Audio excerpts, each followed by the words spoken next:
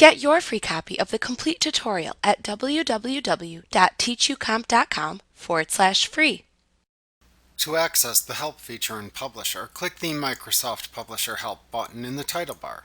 Doing this then opens the Publisher Help window.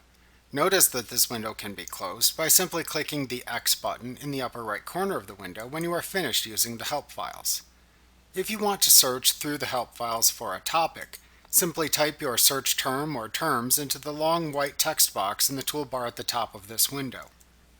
Once you have entered your search term, click the adjacent Search button to let Publisher search for the words or phrases that you entered.